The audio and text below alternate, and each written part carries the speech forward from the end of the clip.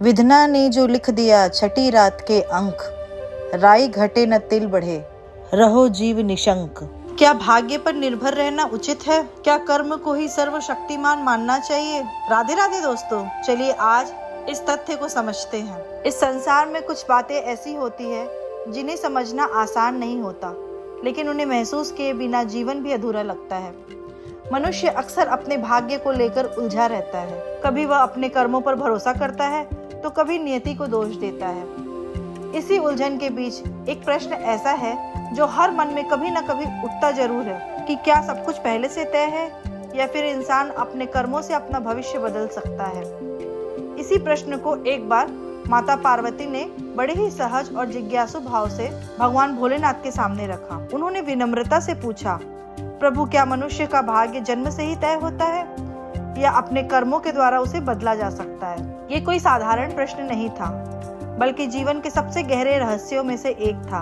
भगवान शिव यह सुनकर मंद मुस्काए और उस मुस्कान में ना तो कोई उपदेश था, ना अहंकार था, बस करुणा और शांति थी। उन्होंने कहा, हे पार्वती, इस प्रश्न का उत्तर शब्दों में देना कठिन है। इसे समझने के लिए तुम्हें एक कथा सुनानी होगी। ध्यान से सुनना, क्योंकि तुम्हारे प्रश्न का उत्तर इसी कथा के भीतर छुपा हुआ है। फिर भगवान बोले, इस कथा को केवल कानों से मत सुनना, इसे अपने मन से महसूस भी करना, क्योंकि यह सिर्फ एक कहानी नहीं है। ये काल, कर्म और भाग्य के उस चक्र की बात है जिसमें हम सभी किसी न किसी रूप में बंधे हुए हैं। भगवान शिव ने शांत स्वर में कहा, हे देवी, इस सृष्टि का आरंभ भी मैं हूँ और अंत भी मैं हूँ। मृत्यु भी मेरे बिना अधूरी है, क्योंकि मैं ही उसका अधिपति हूँ।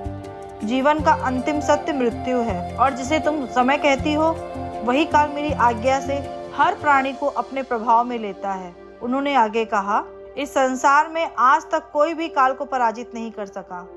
मनुष्य चाहे कितना भी बुद्धिमान, चालाक या शक्तिशाली ही क्यों ना हो, जब उसका समय आता है तो वही होता है जो नियति ने पहले से लिख रखा हो। भगवान शिव बोले, समय, स्थान और परिस्थिति, ये तीनों मिलकर मनुष्य के भाग्य को आकार देती है, और जो होना है वो होकर रहता है। इस सत्य से कोई नहीं बच सकता। उनकी वाणी में कोई डर नहीं था, बस एक गहरी सच्चाई थी। ऐसी सच्चाई जिसे समझ लिया जाए तो जीवन हल्का हो जाता है, और जिसे ना समझा जाए तो वही मनुष्य को बार बार उलझाता रहता है। भगवान शिव आगे कहते हैं कि हे देवी पार्वती, बहुत समय पहले पृथ्वी लोक पर एक महान राजा राज्य करते थे। उनका नाम था भागीरथ। वे केवल पराक्रमी राजा नहीं थे, बल्कि धर्म, न्याय और करुणा से भी भरपूर थे। विद्या और विनय में अद्वितीय थे और अपनी प्रजा को संतान की तरह प्रेम करते थे। प्रजा भी उन्हें अपने पिता के समान मानती थी, क्योंकि राजा हर सुख दुख में उनके साथ खड़े होते थे। राजा भागीरथी की एक विशेष आदत थी कि वे हर रात अपनी राजसी वेश छोड़कर साधारण व्यक्ति का रूप धारण करते और नगर का भ्रमण करते थे। ऐसा वह इसलिए करते थे ताकि प्रजा की वास्तविक स्थिति को स्वयं अपनी आंखों से देख सके और उनके कष्टों को समझ सके। उन्हें लगता था कि जो राजा जनता के बीच नहीं जाता वो सच्चा राजा नहीं हो सकता। एक ऐसी ही रात थी। आकाश में तारे मध्यम पड़ने लगे थे और वातावरण में प्रातः काल की हल्की सी शांति खिलने लगी थी। राजा नगर के अंतिम परिक्रमा मार्ग पर पहुंचे, जहां से एक घना जंगल आरंभ होता था। तभी उनकी दृष्टि एक नवयुवक पर पड़ी, जो कंधे पर कुल्हाड़ी रखे जंगल की ओर जा रहा था। वह युवक एक ऊंचे वृक्ष पर चढ़कर लकड़ी काटने लगा। अचानक जंगल की गहरी शांति को चीरता हुआ एक विशाल और भयानक रीछ वहां पहुंच गया। उसे देखकर राजा तुरंत एक पेड़ के पीछे छिप गया। उन्होंने देखा वह रीछ भी उसी वृक्ष की ओर बढ़ रहा है जिस पर वह युवक चढ़ा हुआ है। आश्चर्य की बात यह थी कि वह भारी भरकम रीछ बड़ी फुर्ती के साथ पेड़ पर चढ़ने लगा। राजा सोच में पड़ गए, सामान्य रीछ तो पेड़ों तक नहीं चढ़ पाते, फिर ये कैसे संभव है। उधर जब उस युवक ने रीछ को अपनी तरफ तेजी से आते हुए देखा तो वो भय से कांपकर घबराहट में उसके हाथ से टाल छूट गई और वो सीधे धरती पर धड़ाम से गिर पड़ा। गिरते ही उसके प्राण निकल गए और यह दृश्य देखकर राजा का हृदय सिहर उठा। थोड़ी ही देर में भयानक रीछ नीचे उतरा और अचानक देखते देखते एक सुंदर स्त्री में बदल गया। वह स्त्री पास स्थित एक कुएं के किनारे जाकर बैठ गई, मानो किसी की प्रतीक्षा कर रही हो। राजा भागीरथ ये सब देख के स्तब्ध रह गए। उन्हें अपनी आंखों पर विश्वास नहीं हो रहा था। उनकी थकान, नींद, आलस सब एक ही क्षण में समाप्त हो गया। उन्होंने निश्चय किया कि वो ये रहस्य जरूर जानकर रहेंगे। कुछ समय के बाद राजा ने देखा रात्रि गश्त पर निकले 2 सिपाही वहां से गुजर रहे हैं। वे दोनों सगे भाई थे। जैसे ही छोटे भाई की दृष्टि कुएं के पास बैठी उस स्त्री पर पड़ी तो वह उसकी सुंदरता पर मोहित हो गया। उसने बड़े भाई से कहा, भैया, इस कन्या को देखते ही मेरे हृदय में प्रेम जाग उठा है। मुझे लगता है कि यही मेरी जीवन संगनी हो सकती है। बड़े भाई ने भी उस स्त्री को देखा और वह उसी क्षण आकर्षित हो गया। उसने कहा, छोटे, मैं बड़ा हूँ तो विवाह का पहला अधिकार मेरा है। मैं भी इससे विवाह करना चाहता हूँ। इस बात पर दोनों भाइयों में विवाद होने लगा। छोटा भाई कहने लगा कि इसे पहले मैंने देखा है, इसलिए इस पर मेरा अधिकार है। कुछ देर के बाद बड़े भाई ने समझदारी दिखाते हुए कहा कि हम आपस में क्यों झगड़े, क्यों ना हम स्वयं जाकर उस कन्या से ही पूछ लें कि वो हम दोनों में से किसको पसंद कर रही है। यह विचार दोनों को उचित लगा और वे उस स्त्री के पास पहुंचे। बड़े भाई ने विनम्र स्वर में पूछा, हे देवी, आप कौन हैं और यहाँ अकेली क्या कर रही हैं? स्त्री ने मधुर स्वर में उत्तर दिया, मेरा नाम रूपा है। मैं पास के गांव में रहती हूँ और अपने पति की तलाश में यहाँ आई हूँ। छोटे भाई ने उत्सुकता से पूछा, कहाँ हैं आपके पति? हम आपकी सहायता करेंगे। इस पर स्त्री ने हल्की मुस्कान के साथ कहा कि मैं अभी अविवाहित हूँ। मैं एक योग्य वर की खोज में निकली हूँ। इस संसार में मेरा अब कोई भी नहीं है। मेरी माता का निधन कुछ दिन पहले ही हुआ है। यह सुनकर छोटा भाई प्रसन्न होकर बोला कि यह तो अद्भुत संयोग है। हम दोनों भी अविवाहित हैं। यदि आप चाहो तो हम में से किसी एक को पसंद करके विवाह कर सकते हो। स्त्री मुस्कुराते हुए कहती है कि मुझे आप दोनों पसंद है। अब आप ही तय कीजिए कि मैं किससे विवाह करूं। तब बड़े भाई ने थोड़ी गंभीरता के साथ जवाब दिया कि हम दोनों इसी उलझन में आपके पास आए हैं। अब निर्णय कैसे होगा? उस स्त्री ने शांत स्वर में उत्तर दिया, ठीक है, इसका फैसला मैं स्वयं कर दूंगी। मैं तुम दोनों में से किसी एक व्यक्ति से विवाह करूंगी, लेकिन मेरी एक शर्त है। तो दोनों भाइयों ने एक साथ पूछा कि बताओ हमें क्या करना होगा। स्त्री ने कहा, तुम दोनों में से जो अधिक बहादुर और शक्तिशाली सिद्ध होगा वही मेरा पति होगा। इतना सुनते ही दोनों भाइयों के भीतर प्रतिस्पर्धा जाग उठी। जो थोड़ी देर पहले तक एक दूसरे के लिए जान देने की बात कर रहे थे, अब वही स्वयं को श्रेष्ठ सिद्ध करने के लिए आमने सामने खड़े हो गए थे। बात पहले तर्क तक रही, फिर धक्का मुक्की में बदल गई और देखते देखते तलवारें निकल आईं। क्रोध और अहंकार में अंधे होकर उन्होंने यह तक नहीं सोचा कि वे क्या कर रहे हैं। छोटे भाई ने वार किया और बड़े भाई के पेट में तलवार घुस गई। घायल होते हुए बड़े भाई ने भी पलटकर प्रहार किया और छोटे भाई का गला काट दिया। कुछ ही क्षणों में दोनों भाई तड़प तड़प कर अपने ही हाथों से प्राण त्याग बैठे। यह दृश्य देखकर वही स्त्री जोर जोर से हंसने लगी। उसकी हंसी में करुणा नहीं बल्कि कोई रहस्यमय संतोष था। फिर वह वहां से उठी और घने जंगल की ओर चल पड़ी। राजा भगीरथी ये सब देखकर भीतर से हिल गए। उनके मन में एक ही प्रश्न गूंज रहा था कि यह स्त्री कौन है? यह साधारण मानव तो नहीं हो सकती। राजा ने मन ही मन निश्चय किया कि वह इस रहस्य को जाने बिना नहीं लौटेंगे। उन्होंने कुछ दूरी बनाकर रखते हुए चुपचाप उसका पीछा करना शुरू किया। भगवान शिव कहते हैं कि हे देवी पार्वती, तब तक सूर्य पूरी तरह से उदय हो चुका था, लेकिन राजा भगीरथी के मन में न तो भूख थी, न प्यास थी और न ही राजधर्म का ध्यान। उनके सामने जो दृश्य आए थे उन्होंने उन्हें भीतर से विचलित कर दिया था। वे केवल उस रहस्य में स्त्री की सच्चाई जानना चाहते थे। लगभग 2 कोस दूर चलने के बाद राजा ने देखा कि वही स्त्री अचानक फिर से अपना रूप बदलने लगी और इस बार वह जहरीली नाग में परिवर्तित हो गई और तेजी से रेंगती हुई आगे बढ़ने लगी। कुछ ही दूर पर एक नदी बह रही थी। वह नाग नदी के किनारे पहुंचा और बिना रुके पानी में कूद पड़ा। नदी में एक नाव चल रही थी जिसमें लगभग 10 लोग सवार थे। नाग उसी नाव की ओर बढ़ा और जैसे ही वह नाव में पहुंचा, वहां अफरा तफरी मच गई। भय से लोग अपनी जान बचाने के लिए नदी में कूदने लगे। इस भगदड़ से नाव पलट गई। जो तैरना जानते थे वो किसी तरह किनारे तक पहुंच गए, लेकिन जो नहीं जानते थे वो डूबकर प्राण गंवा बैठे। थोड़ी ही देर के बाद वह नाग नदी से बाहर निकल आया और किनारे किनारे आगे बढ़ने लगा। राजा भगीरथी अब भी उसका पीछा कर रहे थे। तभी राजा के सामने एक और चौंकाने वाला दृश्य आया। वह नाग फिर से अपना रूप बदला और अब वह एक निर्धन ब्राह्मण के वेश में था। राजा ने सोचा, यही समय है, इससे बात किया जाए। अब वह एक वृद्ध ब्राह्मण के रूप में था। राजा तेज कदमों से उसकी ओर बढ़े और हाथ जोड़कर प्रणाम किया। उस वृद्ध ने उन्हें आशीर्वाद देते हुए उनका अभिवादन किया। राजा ने विनम्र स्वर से पूछा, हे ब्राह्मण देव, आप कौन हैं? ब्राह्मण ने आश्चर्य से उत्तर दिया, क्या तुम्हें दिखाई नहीं देता? मैं एक ब्राह्मण हूँ और साथ ही एक वैद्य हूँ। मुझे शीघ्र ही राजमहल पहुँचना है क्योंकि वहाँ के राजा संकट में हैं और उन्हें एक कुशल वैद्य की आवश्यकता है। यह सुनकर राजा भगीरथी स्तब्ध रह गए। राजा का शरीर अब पसीने से भीग चुका था। मन के भीतर एक अनजाना भय घर करने लगा और धैर्य धीरे धीरे टूटने लगा। भगवान शिव पार्वती से कहते हैं कि हे देवी, ऐसा होना स्वाभाविक है। हर मनुष्य मृत्यु से डरता है और जब मृत्यु स्वयं सामने खड़ी होकर बात करने लगे तो भय का पैदा होना तो निश्चित है। राजा भीतर से अत्यंत भयभीत थे, फिर भी उन्होंने साहस जुटाया और दृढ़ स्वर में बोले, हे प्रियवर, सत्य कहिए।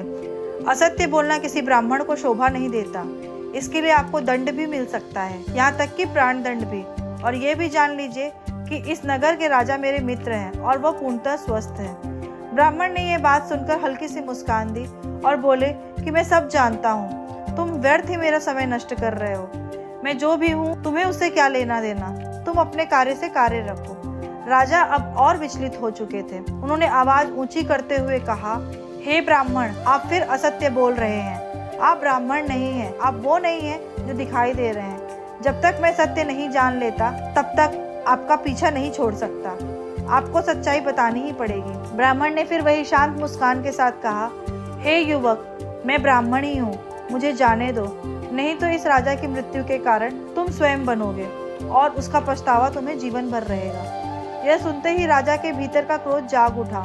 उन्होंने अपनी गुप्त तलवार निकाली और बोले, मैं आपका तब से पीछा कर रहा हूँ जब आप रीछ के रूप में थे। आपने उस निर्दोष लकड़हारी की मृत्यु कराई, फिर सुंदर स्त्री बनकर 2 सिपाही भाइयों को आपस में मरवा दिया। उसके बाद विषैले नाग बनकर नदी में कूद पड़े और नाव में चढ़े हुए लोगों के बीच में भय फैलाकर उनकी मृत्यु के कारण बने। अब आप ब्राह्मण का वेश धरकर नहीं चाल चल रहे हैं। अब सत्य कहिए, आप वास्तव में कौन हैं? राजा की तीखी बातें और तलवार की नोक देखकर वह ब्राह्मण पूर्णतः शांत रहा। उसने कहा कि हे युवक, यदि मैं ना बताऊं तो तुम क्या कर लोगे? राजा ने तलवार और पास कर दी और बोले, अब तुम परिणाम भुगतने के लिए तैयार हो जाओ। तुम अनेक लोगों की मृत्यु के दोषी हो। तुम्हें राज दरबार में ले जाकर दंड दिया जाएगा। यह सम्राट भागीरथी का राज्य है, एक न्यायप्रिय और प्रजावत्सल्य राजा का। तुम यहाँ से जीवित नहीं जा सकते, इसलिए तुम्हारी भलाई इसी में है कि अपना वास्तविक रूप प्रकट करो और सच्चाई बताओ। भगवान शिव कहते हैं कि हे पार्वती, राजा की ये बात सुनकर वह ब्राह्मण जोर जोर से हंसने लगा। उसकी हंसी सुनकर वातावरण और भी भारी हो गया। फिर वह बोला, हे राजन, मैं जानता हूँ कि यह नगरी महान सम्राट भागीरथी की है और मैं ये भी जानता हूँ कि वह तुम ही हो। किंतु अब तुम ये भी जान लो कि तुम मुझे मार नहीं सकते, बल्कि एक दिन ऐसा आएगा जब मैं ही तुम्हें मृत्यु के लिए विवश कर दूंगा। यह सुनते ही राजा के होश उड़ गए। उनके हाथ से तलवार नीचे गिरी और वे हाथ जोड़कर स्तब्ध खड़े रह गए। मन में एक ही विचार उठ रहा था कि जो मुझे इस रूप में भी पहचान लिया वह कोई साधारण प्राणी नहीं हो सकता। राजा ने विनम्र स्वर में कहा, हे विप्रदेव, जब आपने मुझे पहचान ही लिया है तो कृपा करके यह भी बताइए कि आप वास्तव में कौन हैं। तब वह बोला कि हे राजन, किसी ने सत्य ही कहा है कि संसार में 4 हट सबसे बलवान होते हैं, राजा का हट, बालक का हट, स्त्री का हट और योगी का हट। तुम राजा हो, इसलिए अपनी हट पर अड़े हो और मैं जानता हूँ कि अब तुम बिना मेरी सच्चाई जाने नहीं रहोगे। इसलिए तुम ध्यान से सुनो कि मैं कौन हूँ और तुम्हारी राजधानी में क्यों आया हूँ। तब उस वृद्ध ब्राह्मण ने गंभीर स्वर में बोलना आरंभ किया। उसने कहा कि हे राजन, अब समय आ गया है कि मैं तुम्हें वास्तविक पहचान बताऊं। मेरा नाम काल है। यह सुनकर राजा स्तब्ध रह गए। काल ने आगे कहा कि तुम जानते हो, इस संसार में जितने भी प्राणी जन्म लेते हैं उनकी मृत्यु निश्चित होती है। इसी कारण इस धरती को मृत्यु लोक कहा जाता है। जब कोई जीव माता के गर्भ में आता है उसी क्षण उसका भाग्य लिखा जाता है। नीति के अनुसार आत्मा शरीर में प्रवेश करती है और उसी समय उसके जीवन की सीमा भी तय हो जाती है। उसने शांत भाव से कहा, उसी क्षण यह भी निर्धारित हो जाता है कि प्राणी की मृत्यु कब होगी, कहाँ होगी और किस कारण से होगी। जब किसी जीव की मृत्यु का समय आता है तब भगवान शिव ही धर्मराज को उसकी सूचना देते हैं, क्योंकि सभी प्राणियों की मृत्यु का अंतिम निर्णय शिव के हाथों होता है। काल बोला, यमराज शिव की आज्ञा लेकर मुझे आदेश देते हैं कि उस प्राणी के प्राण हर लिए जाएं। तब मैं इस मृत्यु लोक में आता हूँ। मुझे पहले से ज्ञात होता है कि किस प्राणी की मृत्यु कब, कहाँ और कैसे होगी, इसलिए उसे उसी निश्चित समय और स्थान तक पहुंचा देता हूं जहां उसकी मृत्यु सुनिश्चित होती है। उसने आगे कहा, मैं वही परिस्थितियां उत्पन्न करता हूं, वही घटनाएं घटित करता हूं जो विधाता ने पहले से ही लिखी हो। इसलिए हे राजन सुनो, उस लकड़हारे को मैंने नहीं मारा था। राजा ने आश्चर्य से पूछा, हे विप्रवर, यह आप कैसे कह सकते हैं? मैंने अपनी आंखों से देखा था। उसी घटना के कारण उसकी मृत्यु हुई थी। काल ने शांत स्वर में उत्तर दिया, कारण मैं अवश्य बना था, लेकिन मृत्यु मैंने नहीं दी थी। संसार के लोग यही समझते हैं कि लकड़हारा पेड़ से गिरकर मरा, जबकि सत्य यह है कि उसकी मृत्यु पेड़ से गिरकर ही होना निश्चित था। वह मेरी योजना का केवल एक भाग था। वह बोला, सोचो, यदि मैं ब्राह्मण के रूप में ही रहता तो क्या कभी पेड़ पर चढ़ पाता? इसलिए मुझे रीछ का रूप धारण करना पड़ा। उसी प्रकार उन दो सिपाहियों की मृत्यु एक दूसरे के हाथों होनी निश्चित थी। इसलिए मुझे एक सुंदर स्त्री का रूप लेना पड़ा ताकि मैं उनकी नियति तक उन्हें पहुंचा सकूं। काल ने आगे कहा, जो लोग नाव से गिरकर नदी में डूबे हैं, उनकी मृत्यु जल में डूबने से ही लिखी थी। इसलिए मैंने भयानक नाग का रूप धारण किया, जिससे वे सभी उसी स्थान और उसी समय पर अपनी मृत्यु को प्राप्त कर सकें। उसने कहा, अब तुम समझ ही गए होगे कि मैं कौन हूँ और तुम्हारी नगरी में क्यों आया हूँ। समय, स्थान और परिस्थिति, ये तीनों ही किसी भी प्राणी की मृत्यु में मुख्य भूमिका निभाते हैं। ये सुनकर राजा गंभीर हो गए।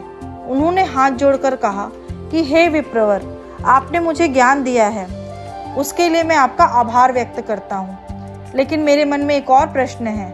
थोड़ी देर पहले आपने कहा था कि इस नगर के राजा की मृत्यु होने वाली है, किंतु मैं आपके सामने जीवित खड़ा हूँ। काल ने मृदु स्वर में उत्तर दिया कि हे राजन, मृत्यु हो चुकी है। राजा चौंक गए। काल बोला, वह मृत्यु तुम्हारे छोटे भाई चित्रंगद की थी। तुम्हारी अनुपस्थिति में वही राजगद्दी पर बैठा था। शत्रु राज्य के एक गुप्तचर ने उस पर बाण चला दिया और तुम्हारे राज्य के नियमों के अनुसार तुम्हारी अनुपस्थिति में जो गद्दी पर बैठता है वही राजा माना जाएगा। उसने शांत स्वर में कहा, इसी कारण उस मृत्यु को राजा की मृत्यु माना गया और तुम यहाँ मेरे साथ इन उलझनों में पड़े रहे, जबकि नियति अपना काम कर चुकी थी। भगवान शिव माता पार्वती को कहते हैं कि हे देवी, जब राजा भगीरथी को यह सत्य ज्ञात हुआ तो उनका हृदय अत्यंत दुख से भर गया। वह स्वयं को दोष देने लगे और मन ही मन सोचने लगे कि ये मैंने क्या कर दिया। यदि मैं समय पर लौट जाता तो शायद यह अनर्थ ना होता। तब ब्राह्मण के रूप में काल ने शांत स्वर में कहा कि हे राजन, ये सब पहले ही निर्धारित था। तुम तो केवल इस विराट नाटक के एक पात्र थे। जो होना होता है वो होकर रहता है। अब शोक करने से कुछ भी नहीं बदलेगा। तुम्हारी आयु अभी शेष है। जाओ, लौटकर अपना राज्य संभालो और अपने कर्तव्यों का पालन करो। यह सुनकर राजा ने विनम्रता से कहा, हे यमदूत, मुझे क्षमा करें, मैं आपको पहचान नहीं सका, लेकिन अब मैं आपसे एक अंतिम प्रश्न पूछना चाहता हूँ। काल ने हल्की सी मुस्कान के साथ पूछा, पूछो राजन, तुम्हारे मन की शंका दूर कर दूंगा। राजा ने संकोच और जिज्ञासा के साथ पूछा, क्या आप मुझे बता सकते हैं कि मेरी मृत्यु कब होगी? इस पर यमदूत ने गंभीर स्वर में उत्तर दिया, नहीं, एक सामान्य मनुष्य के लिए यह रहस्य तब तक गुप्त रहना चाहिए जब तक कि वह जीवित है। यदि मनुष्य को अपनी मृत्यु का समय ज्ञात हो जाएगा तो वह मृत्यु से पहले हर क्षण डर में जीने लगता है, क्योंकि चिंता और चिता में बहुत ज्यादा अंतर नहीं होता। चिता शरीर को केवल एक बार जलाती है, लेकिन चिंता मन और शरीर को हर पल जलाती है। लेकिन राजा के दृढ़ स्वभाव और धैर्य को देखकर काल ने कहा कि हे राजन, जिस प्रकार तुमने अपने भाई की मृत्यु का सत्य जानकर विवेक नहीं खोया, उससे प्रतीत होता है कि तुम धैर्यवान और ज्ञानी पुरुष हो। इसलिए मैं तुम्हें तुम्हारी मृत्यु के विषय में बताता हूँ, ध्यान पूर्वक सुनो। काल ने कहा, आज से ठीक 1 वर्ष के बाद तुम्हारी मृत्यु सूली पर चढ़ने से होगी और यह मृत्यु इसी नगरी में तुम्हारे अपने राजमहल के भीतर ही घटित होगी। जब वह समय आए तो इस सत्य को प्रसन्नता और स्वीकार के साथ अपनाना। इतना कहकर वह ब्राह्मण एक चील का रूप धारण करके आकाश में उड़ गया। दूसरी ओर राजा भगीरथ अपने महल को लौट आए और उन्होंने अपने छोटे भाई चित्रांगद का विधि पूर्वक अंतिम संस्कार किया और फिर धीरे धीरे राज्य के कार्यों को पुनः संभालने लगे। समय के साथ वे यमदूत के साथ हुई उन घटनाओं को मन के किसी कोने में छोड़ने लगे। इसी प्रकार समय बीतता गया, दिन महीने में बदल गए और देखते ही देखते 6 महीने गुजर गए। एक रात राजा भगीरथ अचानक घबराकर नींद से जागे। उनका हृदय तेजी से धड़क रहा था। उन्हें ऐसा लगने लगा जैसे मृत्यु की आहट उनके बहुत पास आ चुकी हो। भगवान शिव माता पार्वती से कहते हैं कि हे देवी, मनुष्य चाहे कितना ही साहसिक क्यों ना हो, लेकिन जब उसे अपनी मृत्यु का पूर्वाभास होने लगता है तो वह उससे बचने का कोई न कोई उपाय अवश्य ढूंढता है। राजा भगीरथ ने भी यही किया। अगली सुबह राजा ने अपने दरबार में मंत्रियों को बुलाया और गंभीर स्वर में कहा कि हे मंत्रियों, एक भविष्यवाणी के अनुसार आज से ठीक 6 महीने के बाद मेरी मृत्यु मेरे महल में सूली पर चढ़ने से होगी। तुम लोग कोई ऐसा उपाय बताओ से इस मृत्यु को टाला जा सके। दरबार में सन्नाटा छा गया। कुछ देर सोचने के बाद एक प्रमुख मंत्री ने कहा, महाराज, यदि हम पूरे राज्य से सभी नुकीली वस्तुएं जैसे सुई, भाले, चाकू, तलवार हटा दें और उन्हें नगर से बाहर भिजवा दें तो संभव है कि आप सूली पर चढ़ाए ही ना जा सके। यह सुझाव राजा और सभासदों को उचित लगा और वैसा ही किया गया। पूरे नगर से नुकीली वस्तुओं को हटा दिया गया। राजा कुछ शांत तो हो गए, लेकिन मृत्यु का भय उनके मन से पूरी तरीके से नहीं गया था। इस भय के कारण उन्हें नींद नहीं आती थी। वे मन को बहलाने के लिए नए नए शौक अपनाने लगे, लेकिन भीतर की बेचैनी कम नहीं हुई। समय बीतता गया और वह दिन भी आया जिसके अगले दिन भविष्यवाणी के अनुसार राजा की मृत्यु होनी थी। अब राजा अत्यंत व्याकुल थे। उन्हें समझ नहीं आ रहा था कि क्या करें। तब उनके मन में एक विचार आया, क्यों ना आज की रात महल के बाहर ही बिताई जाए। यदि मैं महल में रहूंगा नहीं तो शायद भविष्यवाणी भी झूठी सिद्ध हो जाए। यह सोचकर राजा ने आधी रात को एक गरीब भिखारी का वेश धारण किया और चुपचाप महल से बाहर निकल आए। वे नगर की गलियों में भटकते रहे। कई दिनों से नींद न लेने के कारण वे बहुत थक चुके थे। तभी एक घर में चुपचाप घुस गए और एक कोने में घुसकर सो गए। वह घर एक दर्जी का था जो राजा और रानी के लिए विशेष वस्त्र सिलता था। उधर राजमहल में किसी को पता नहीं था कि राजा कहाँ है। सभी यही समझ रहे थे कि राजा अपने कक्ष में विश्राम कर रहे हैं। उसी रात कुछ चोर उस दर्जी के घर घुस आए और राजा रानी के लिए सिले जा रहे बहुमूल्य वस्त्र चुराकर भाग गए। अगली सुबह जब दर्जी ने चोरी देखी तो उसकी नजर उस व्यक्ति पर पड़ी जो कोने में सो रहा था। भिखारी के वेश में होने के कारण वह राजा को पहचान नहीं पाया और उसे ही चोर समझ बैठा। बिना कुछ पूछे उसने राजा को बांधा और राज दरबार लेकर आ गया। अब राजगद्दी पर राजा भागीरथी का पुत्र बैठा था। क्योंकि पिता कई दिनों से दिखाई नहीं दिए थे, उसने बिना जांच पड़ताल किए उस भिखारी को चोर मान लिया और सिपाहियों को आदेश दिया कि उसे सूली पर चढ़ा दो।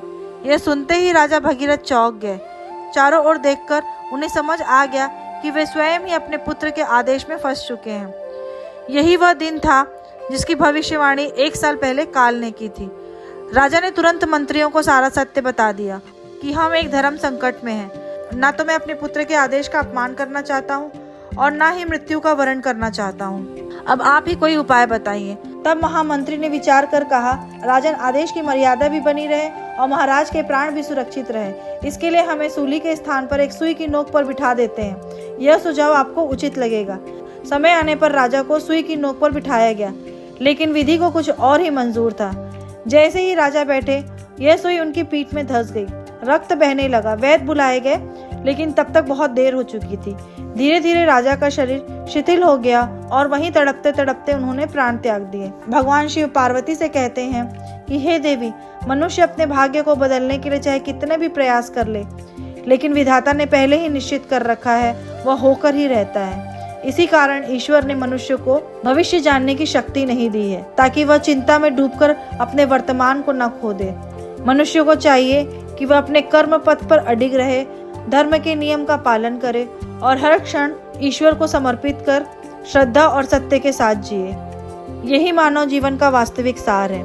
यह थी सम्राट भागीरथी की वह रहस्यमय कथा जो हमें यह सिखाती है कि कोई भी उपाय, कोई भी चाल भाग्य को नहीं टाल सकती, क्योंकि जब काल आता है तो वह हर द्वार को खोलकर भीतर प्रवेश करता है। इस कथा का अंत हमें डराने के लिए नहीं है, बल्कि हमें जगाने के लिए है। यह कहानी हमें यह याद दिलाती है कि मनुष्य कितना भी बुद्धिमान क्यों ना हो, वह विधि से बड़ा नहीं हो सकता, भाग्य से भागा नहीं जा सकता, लेकिन कर्म से जीवन को पवित्र जरूर बनाया जा सकता है।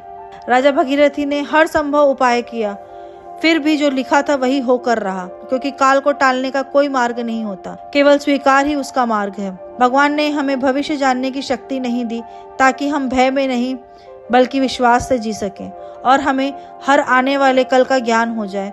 अगर हमें हर आने वाले कल का ज्ञान हो जाए तो आज का हर क्षण बोझ बन जाएगा। इसलिए जीवन का सबसे बड़ा ज्ञान यही है कि जो मिला है उसे श्रद्धा से जियो और जो नहीं मिला है उसके लिए चिंता में मत डूबो। यह कथा में यह सिखाती है कि जीवन की सार्थकता भाग्य बदलने में नहीं बल्कि अपने कर्म को शुद्ध रखने में है। जब मनुष्य सत्य, धर्म और करुणा के मार्ग पर चलता है तब परिणाम चाहे कुछ भी हो, उसका अंत भय में नहीं शांति में होता है। अगर ये कथा आपके मन में थोड़ी देर के लिए भी ठहर गई हो और इसने आपको अपने जीवन पर सोचने का अवसर दिया हो, तो यही इसकी सफलता है। जीवन बहुत छोटा है, इसे डर में नहीं भरोसे में जियो, क्योंकि काल सबका है लेकिन कर्म हमारे अपने हैं। फिर मिलेंगे किसी और कथा के साथ, किसी और सत्य के साथ। तब तक अपने कर्म पथ पर अडिग रहें और ईश्वर पर विश्वास बनाए रखिए। हर हर महादेव। राधे राधे।